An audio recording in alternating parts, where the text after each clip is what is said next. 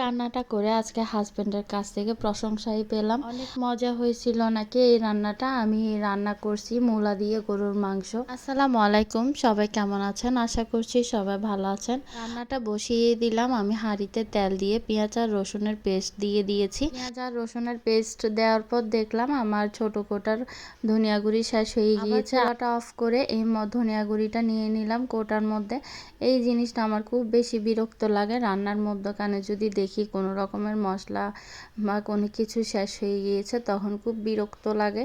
বিশেষ করে মরিচ, হলুদ, ধনিয়া গুঁড়ি এই জিনিসগুলো যদি শেষ হয়ে যায় ছোট কোটার মধ্যে, তখন খুব বেশি বিরক্ত লাগে। ধনিয়া গুঁড়িটা নিয়ে নিলাম ছোট কোটার মধ্যে। নেওয়ার পর আমি এখানে হলুদ, মরিচ, লবণ সব কিছু পরিমাণ মতো দিয়ে দিব। দিয়ে আমি পরিমাণ মতো পানিটাও অ্যাড করে দিচ্ছি। এখন আমি মশলাগুলোকে ভালোভাবে কষিয়ে নেব। আর আমি লবণটা দিতে ভুলে গিয়েছিলাম, তাই এখন দিয়ে দিচ্ছি। আর গরুর মাংসগুলো দিয়ে দিচ্ছি মশলাটা কষিয়ে নেওয়ার পরে। আর এই মাংস দিয়ে, গরুর মাংস দিয়ে মূলা রান্না করছি আজকে। অনেক বেশি মজা লাগছে আমার হাজব্যান্ডের।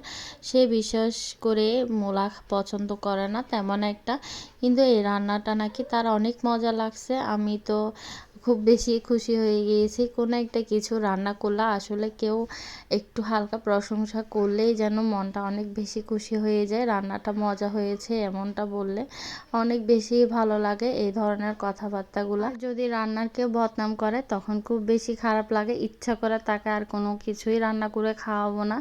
আর এখন আমি চার ব্রেক নিয়ে নিলাম রান্নার মধ্যখানে। খেতে আমার খুব বেশি ভালো লাগে, সময় চাটা খেতে খুব বেশি ভালো লাগে।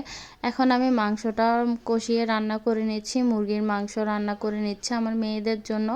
আর মাছ রান্না করা ছিল কিছু, তাই আমি আজকে বেশি কিছুই রান্না করি নাই। গরুর মাংসগুলো সিদ্ধ হয়ে এসেছে। আমি হালকা করে পানি দিয়ে দিয়েছি মাংসগুলো সিদ্ধ হওয়ার জন্য। আর সিদ্ধ হওয়ার পরে আমি এখানে মূলাগুলো দিয়ে দিচ্ছি।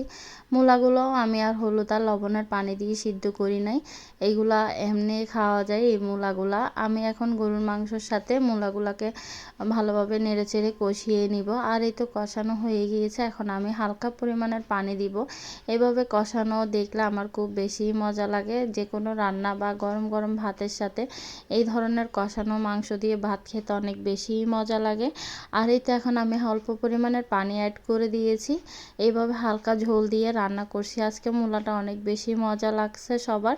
আর এই তো আমি চিচিঙ্গা ভাজি করে নিয়েছি। এই চিচিঙ্গা ভাজিটা আমি গতকালকে রাতেই করছিলাম। যখন আমি কষানোর জন্য চুলায় বসিয়ে দিয়েছিলাম, তখনই সাথে সাথে গ্যাসটা চলে গিয়েছে। এমনিতে গ্যাস সব সময় থাকে, কোনো সময় যায় না, কিন্তু কেন জানি আমি যখন চিচিঙ্গা ভাজিটা বসিয়ে দিয়েছিলাম তখনই গ্যাসটা চলে গিয়েছে।